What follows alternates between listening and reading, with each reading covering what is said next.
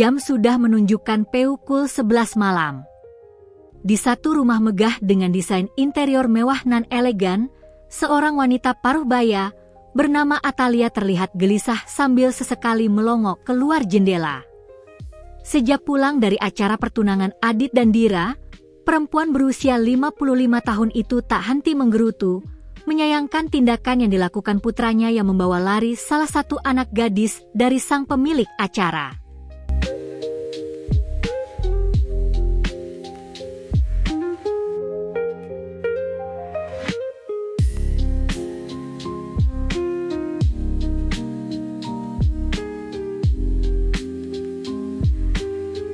Sudah, Li, kamu tidak perlu khawatir seperti itu. Aksa bukan anak kecil lagi, dia pasti pulang. Ucap pria dengan rambut yang seluruhnya sudah memutih itu, terlihat tenang. Bukan begitu, Pak. Dia sudah membawa lari anak orang. Kalau calon besannya Dr. Wirawan tahu siapa yang membawa anak gadisnya, kita yang malu. Yah. Pria yang memiliki nama lengkap-lengkap Dirgantara itu terlihat mengulum senyum. Ayah justru senang mendengar kabar Aksa membawa lari anak gadis. Ucapnya, santai. Atalia mendengus kesal. Ayah, ini gimana? Aksa membawa lari anak orang. Kenapa ayah bisa sesantai itu? Pak Dirga kembali mengulum senyum. Mendengar dari ceritamu, jika kebetulan ayah ada di pesta itu, ayah juga akan melakukan hal yang sama seperti yang dilakukan Aksa. Atalia melotot.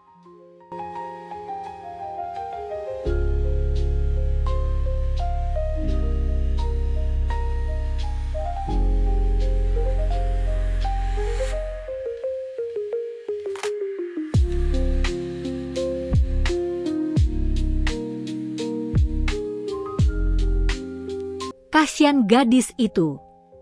Dia dipermalukan di depan orang banyak oleh keluarganya sendiri. Dan Aksa sudah melakukan hal yang tepat, menolong gadis itu keluar dari situasi yang tidak layak untuknya. Tapi tidak dengan cara seperti itu juga dong, yah? Pak Dirga mengibaskan tangannya. Sudahlah, jangan berlebihan. Lagi pula siapa yang mengenali Aksa di pesta itu? Atalia terdiam. Ayah benar. Seharusnya aku tidak khawatir berlebihan. Toh selama ini tidak ada yang tahu tentang Aksa. Untung saja aku belum sempat mengenalkannya pada Dr. Wirawan. Tak lama kemudian, suara mobil yang sejak tadi ditunggu Atalia terdengar memasuki halaman rumahnya.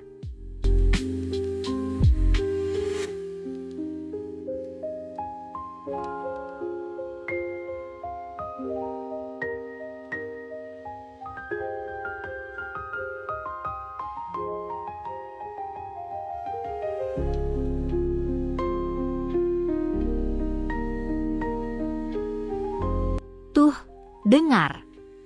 Apa ayah bilang, Aksa pulang, kan? Pak Dirga menyandarkan punggungnya di sofa. Tak sabar, Atalia bergegas menuju pintu depan, menyambut kepulangan putra semata wayangnya. Mama belum istirahat, sapa Aksa, begitu sampai di hadapan mamanya. Atalia mendengus kasar. Kamu pikir setelah apa yang kamu lakukan di pestanya Dr. Wirawan, Mama bisa istirahat dengan tenang? Aksa tersenyum. Lalu mendahului masuk. Loh, kakek juga belum istirahat. Mamamu tuh yang membuat kakek harus ikut begadang. Pak Dirga memutar bola matanya ke arah Atalia yang mengekor di belakang Aksa.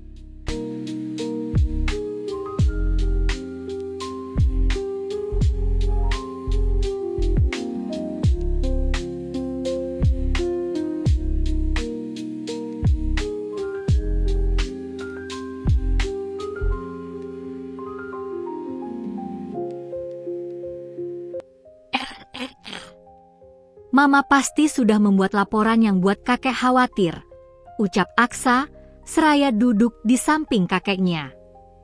Pak Dirga terkekeh. Kakek sih tidak khawatir, mamamu tuh yang panik. Dari tadi mondar-mandir terus. Atalia mendengus. Bagaimana tidak khawatir, yah?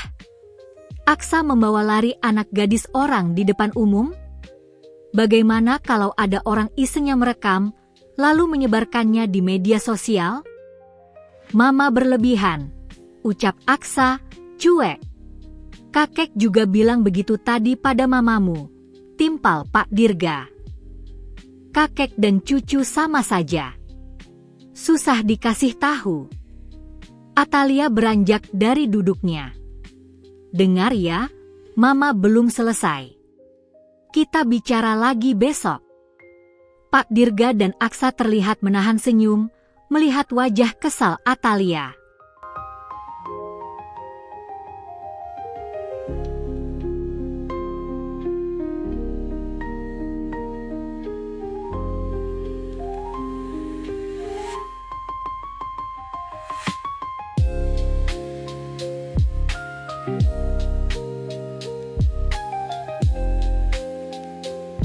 Sementara itu, di kediaman keluarga Surya, suasana terlihat tegang.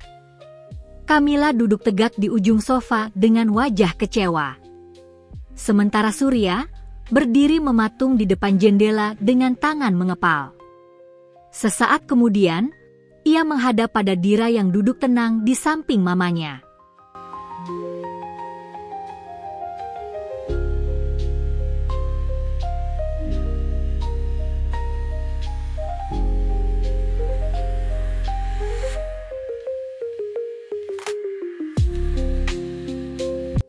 Papa benar-benar tidak habis pikir denganmu, Ra. Bagaimana bisa kamu melakukan hal bodoh seperti itu? Apa kamu tidak sadar, yang kamu lakukan sudah mempermalukan keluarga kita? Suara Surya akhirnya pecah. Bukan keluarga kita mungkin, Pak. Lebih tepatnya mempermalukan Papa dan Anaka dari wanita selingkuhan Papa itu, sanggah Dira, tampak tidak menunjukkan rasa bersalah sedikit pun atas kegaduhan yang sudah dilakukannya. Dira, bentak Surya, geram.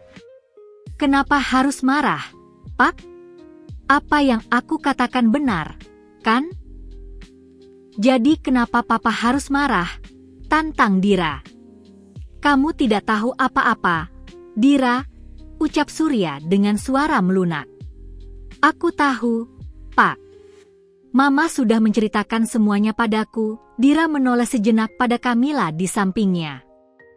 25 tahun Mama berusaha keras mengobati lukanya sendirian. Tapi bagaimana bisa luka itu benar-benar sembuh, jika sumber lukanya sendiri terus ada di dekatnya, Pak? Surya bergeming.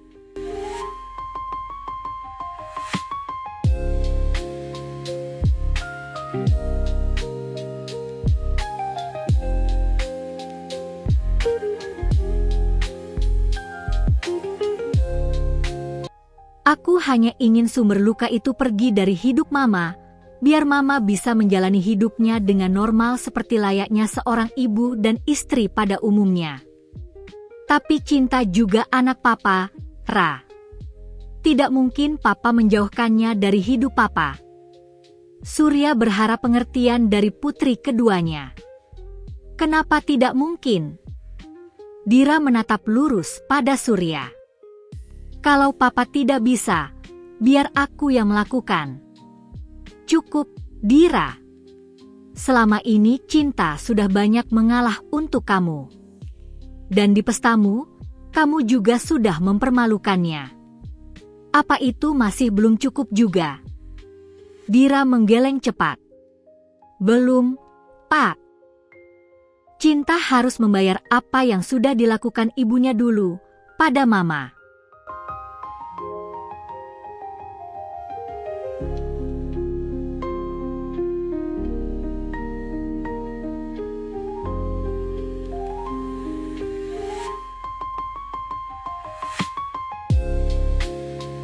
Ya Tuhan. Surya mengusap wajahnya. Cinta tidak salah apa-apa, Ra. Kenapa kamu tega memperlakukannya seperti itu? Papa sudah tahu alasannya kenapa aku membuka identitas cinta di pestaku. Dira membuang muka. Jujur, aku muak melihat ekspresi orang-orang yang merasa kasihan pada Cinta. Aku ingin mereka tahu bahwa dia bukan korban. Mama dan aku korbannya. Cinta hanya kesalahan yang terlahir dari hubungan Papa dengan... Cukup, Dira. Kamu sudah benar-benar keterlaluan, Surya kembali membentak. Jangan pernah kamu ulangi kalimat itu lagi di hadapan siapapun. Kalau kamu marah dengan apa yang Papa lakukan di masa lalu, cukup luapkan amarahmu pada Papa. Jangan pada orang lain, terlebih Cinta. Kalau aku tidak mau, Papa mau apa? Dira? Surya mengangkat satu tangannya. Plak. Satu tamparan keras mendarat di pipi Dira.